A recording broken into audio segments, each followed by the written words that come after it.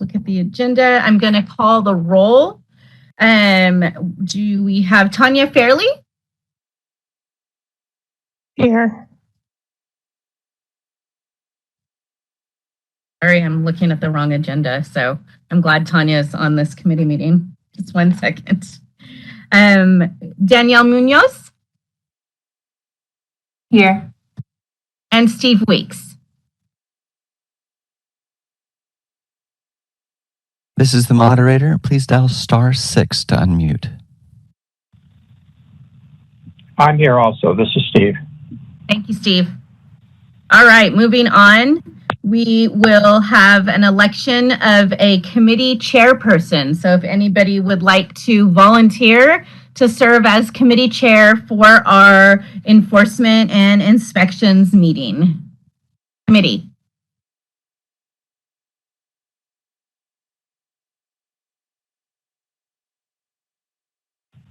I would disqualify myself. This is Steve.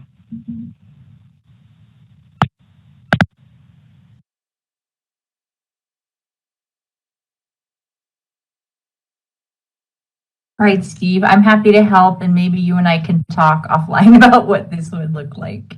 I know it's my first round, but I'm happy to help.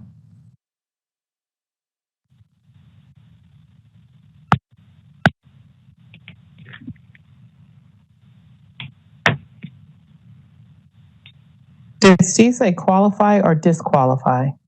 I believe he said disqualify himself. All right, we have Danielle who's volunteered. Tanya, if you want to also, I'm okay with that.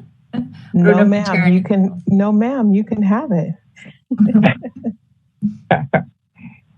All right, so Danielle's nominating herself, which we appreciate, and we will help you through all of it, so no worries on that.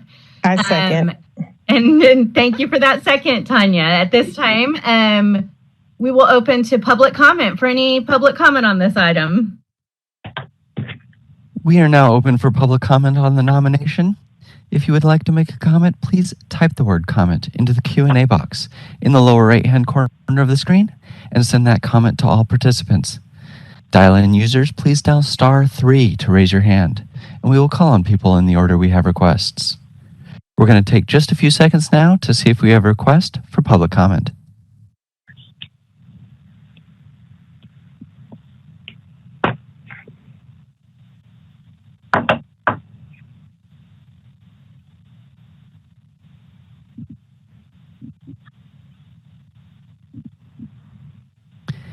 Seeing no request for public comment, do you wish to return to the nomination?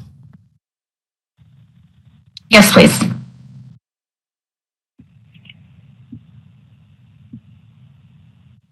Oh, sorry. I will help you out and call the roll for this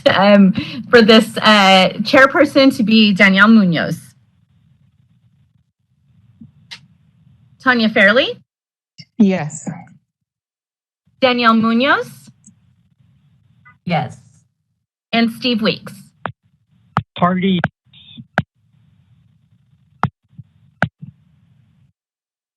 Not 100% sure what Steve said, but I'm thinking he said yes. I definitely said yes. Okay, thank you. All right. Danielle, I'll go ahead and move to the next item because you were going to refer to me anyways.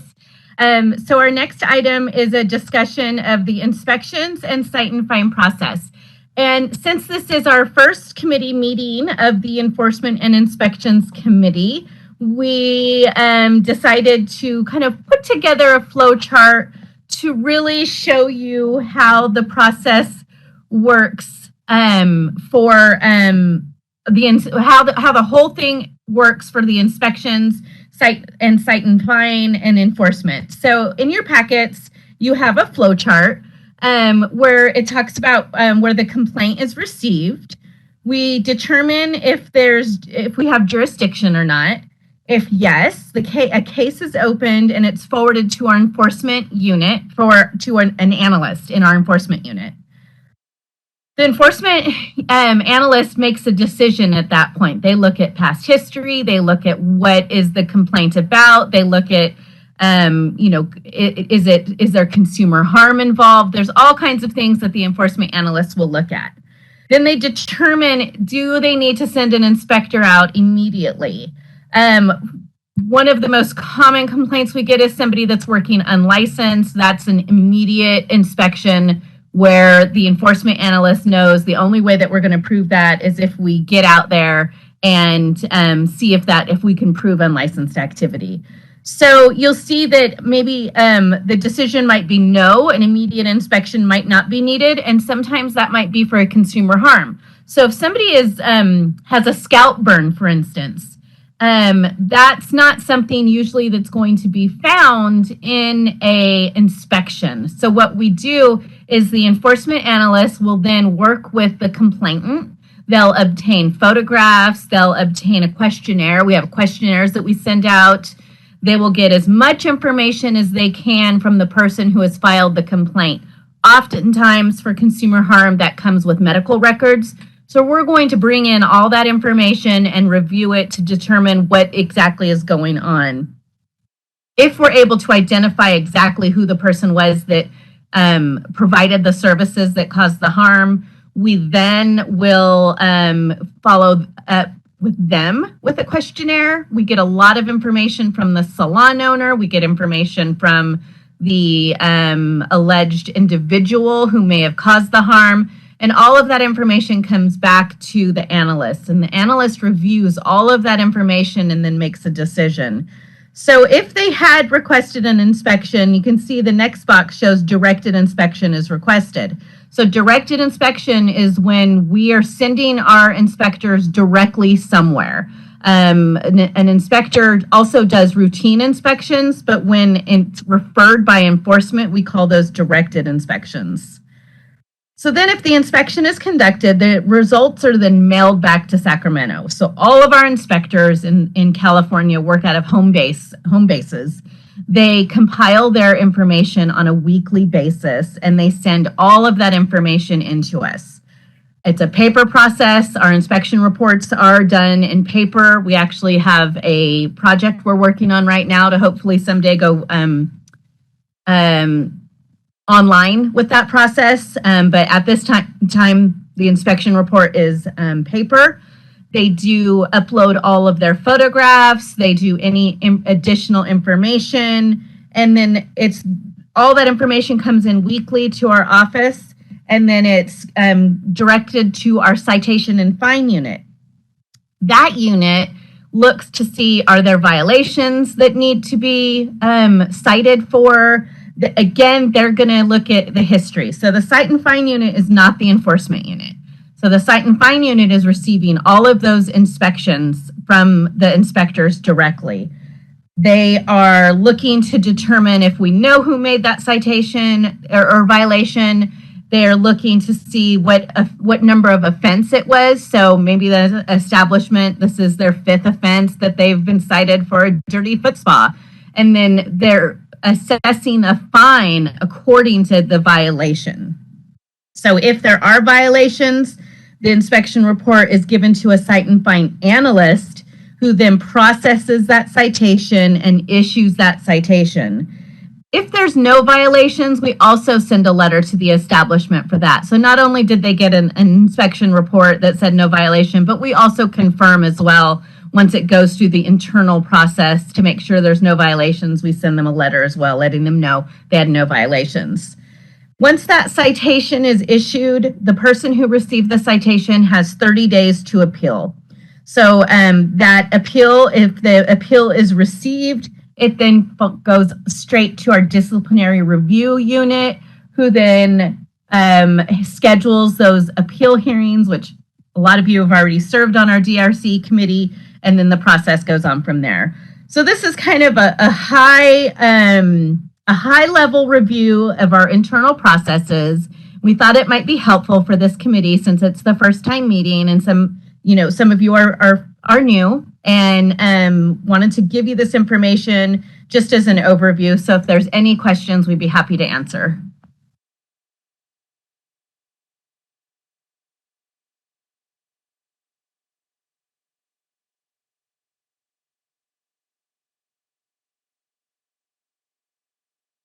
No questions from the committee? Thank you, Christy, for that information. It was very good just to kind of I've served on them, but just to now see the process makes it a little bit clearer to why the DRC exists. Right. Christy, can you hear me? Yes. Okay, I'm totally confused with what's happening on the phone. But anyway, I thought this inspection citation process chart was wonderful. And given the number of new board members we have right now, and even to existing members, I learned something from this too today. This would be nice to be in the hands of all of our board members. Maybe in our next, it can be included in our packet at the next board meeting.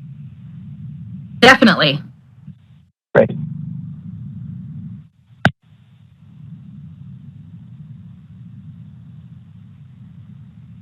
All right, if there's no other questions from the committee, we will go ahead and open for public comment on this agenda item.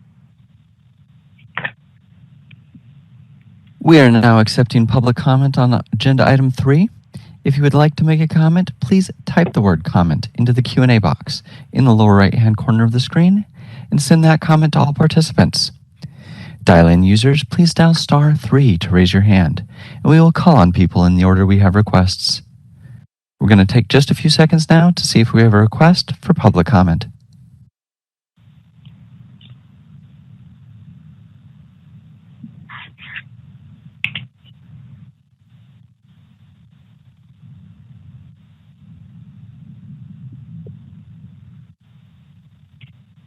Seeing no request for public comment, do you wish to return to the agenda? Yes, please.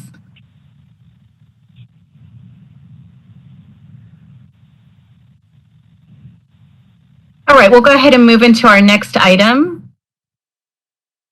So we put together some information because in other communities, the idea of remedial education has been brought up several times. So we wanted to look at some different options. The information in your packet is really just to open up the discussion to see what the committee may want staff to look further into. But what we did do was we kind of looked at Department of Motor Vehicles, who has a traffic school opportunity for those who maybe have received a speeding ticket. They're eligible to do an 8-hour traffic school to keep that point off their record. So basically it's to help their violation, in a sense, be taken off their record. We looked at other states. Minnesota Board of Cosmetology has a compliance infection control course. That is a 4-hour compliance course. The trainings are available to licensees who are referred by the Minnesota Board. They have continuing education in that state, so they're not used as continuing education, but it's basically when someone is a bad actor, they are able to take this course that Minnesota has established. So we kind of listed some questions, topics about what we might want to discuss today. One, looking ahead at remedial education for our licensees. Any remedial education requirement is likely going to need a statutory change. So this would be something that we would need to ask for a bill to be carried on. So this isn't something that's going to happen quickly, and I think that there's probably going to need to be a lot of discussion around this topic. So kind of some discussion topics we listed were, should remedial education be available for health and safety only for health and safety violations? Should remedial education only be available if a fine was assessed? Should remedial education be available to all individuals?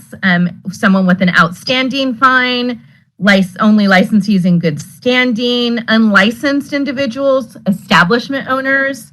Should remedial education be available if only if it's the licensee's first offense, or even if they have a citation history, should they still be allowed to do remedial education? How many hours would the remedial education be? Upon completion of remedial education, would that violation stay in their citation history? Who would provide this remedial education? What subjects would the education include? Would the remedial education content only be available for individuals requesting to reduce or remove their fines? And should remedial education be required of all violations regardless of the risk? So again, that's a lot that we just threw out. It's just to help with the discussion. I think any content of remedial education, the committee may want to, I think that we don't need to decide that today. That could be something that would be done further down the road, where we would maybe call in experts in curriculum establishments to really look at what content would be to help it. I think one of the most important things for remedial education is what would we like to see done with it, if anything? And I think the most common question is, should remedial education be allowed on a citation, and does it take that citation away from being on the record, or does it take just the fine away? So that's kind of where I think our discussion should start today. You know, Chrissy, you know I'm excited this is here, because I'm such a champion of when we fine or suspend someone's license and we tell them to, that they need to do X amount of hours to, get their license back or re-educate themselves, but they really have nowhere in concrete to go. I think if you take a look at the example you gave with, even with the DMV, even if you go to traffic school, it may not affect your insurance, but there's still notation on your license that you went to traffic school. So I think that while we're looking at this, we got to ask ourselves, what is it that we are trying to solve with offering this? I think that it's a big deal, as we saw on the not just a DRC, but also when people are coming in asking for reinstatements, they're paying the fines, but that one element is missing of the additional education. I feel like we should be able to offer a concrete source for them to get this. With the second part of that, I think it was number 10. Should remedial education be required for all violations, regardless of the risk? I personally would think yes, depending on how many violations it is. Like, if it's your second violation and you haven't learned from the first two, then remedial education is truly not going to get you to do what's right. So then there has to be a cutoff at some point of, how many times can this person or this establishment take remedial education before we move to what the next consequence could be.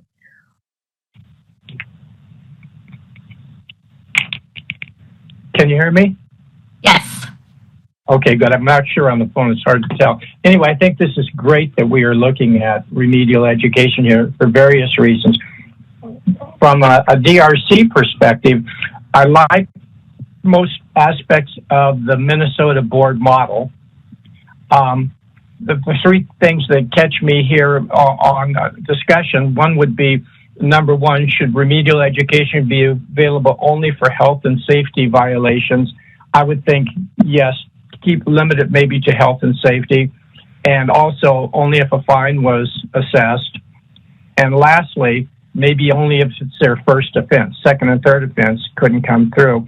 Just looking at it quickly, that maybe is a direction we can go. But I do have, are there staffing concerns on follow through on this? What would it do to our staffing process?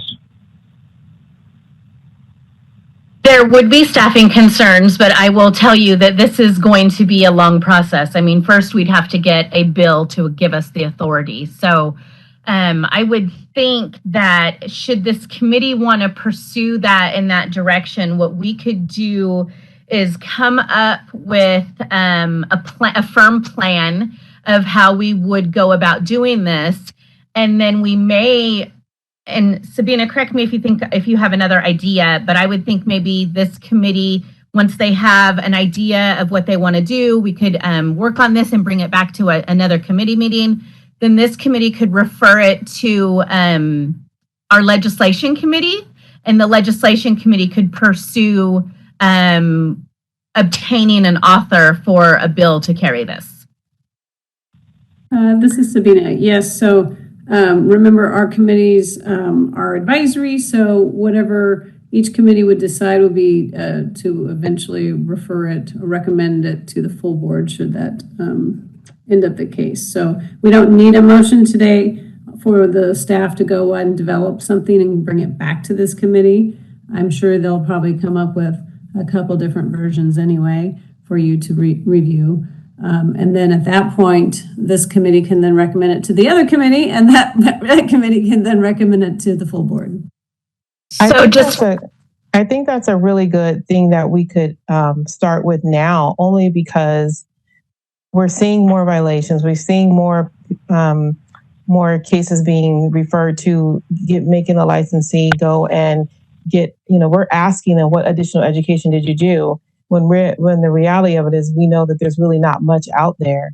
So I think that if we're going to, even if it takes a year or so, I think now is the time to finally say, okay, let's move towards that direction so that we can get something started. So just to clarify real quick, Sabina, would this committee would after the next committee meeting and we have like a plan put together or maybe some language and say the committee is in agreement with that, would they refer that to the board or would this committee refer it directly to the legislation committee? Whatever they prefer, this committee can definitely make a recommendation to the full board. Okay. Yeah, I was thinking about, I totally agree with both Tanya and Steve. I think this is awesome, and I do want to see more options for folks that have violations and fines. I would think about capacity and cost, of course, and starting with a couple of options. These are great pointers, these questions here to start with, but just thinking about that, going the low and slow route. Let's pilot a level of this and see if it's worth building on. The other thing I would think about as we're doing this is education level, comprehension level, who's going to be taking these and how do we do this so it's effective. So those are just two things I'm thinking about. I think we're probably all in agreement that we should proceed to the next step of this, is having staff come back with us with a more defined model that this committee can work with. And I agree. Sounds good. Any other comments from any members? my only comment is that this is the reason this committee exists. I think it's great that our committees are getting into some real depth and really helping the board in such a way. This is absolutely a wonderful direction to go. All right, thank you. We'll go ahead and open for public comment.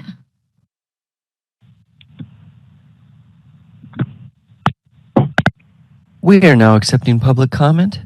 If you would like to make a comment, please type the word comment into the Q&A box in the lower right-hand corner of the screen and send that comment to all participants. Dial-in users, please dial *3 to raise your hand, and we will call on people in the order we have requests. And it looks like we have a request from Jamie. Jamie, we're going to give you an opportunity to unmute. You'll have 2 minutes and a 15-second warning.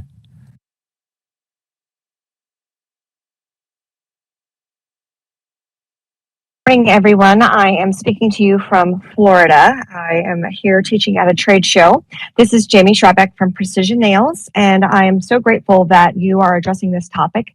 As someone who teaches continuing education classes to other states where they're required, this is a fabulous place to start, but I would urge you to consider being the provider of whatever education you approve, because that's the best way to control the quality and to make sure that we have education available in multiple languages, and that we're focusing on the most egregious cases or aspects of the health and safety rules that need to be addressed.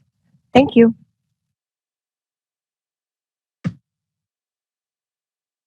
Thank you.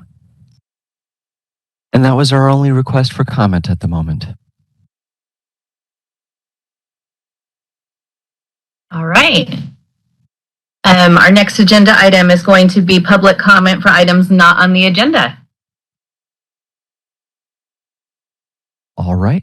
We are opening up for public comments for items not on the agenda. If you would like to make a comment, please type the word comment into the Q&A box in the lower right-hand corner of the screen and send that comment to all participants. Dial-in users, please dial *3 to raise your hand, and we will call on people in the order we have requests. We're going to take a few seconds now to see if we have a request for public comment.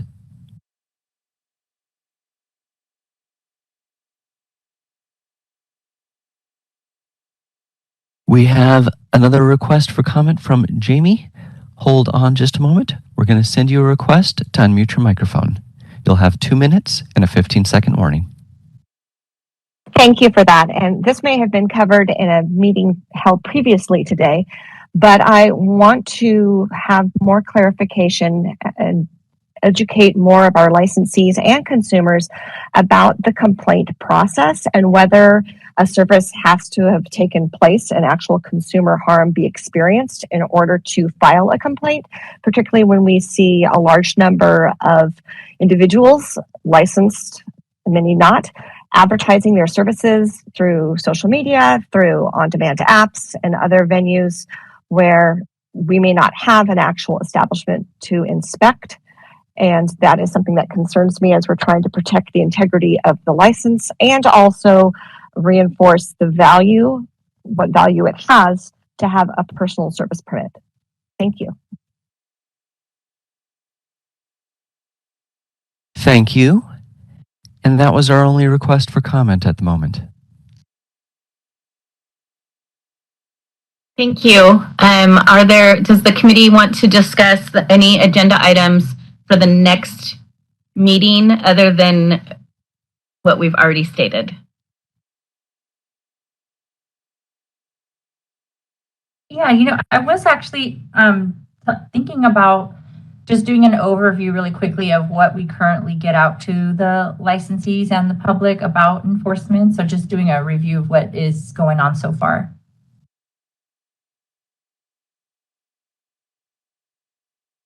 We actually did that for our education and outreach committee meeting. So I'm almost wondering if we should incorporate that into our board meetings so that everyone has the chance to get the same information. You took the words right out of my mouth, Christy. I was just going to say that I think at our next board meeting, we should cover what we went through in the committee meetings.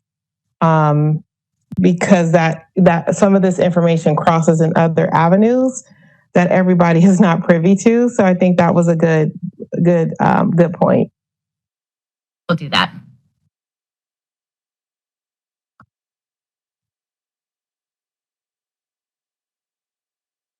All right. If there's no other comments, I believe we are ready to adjourn this meeting.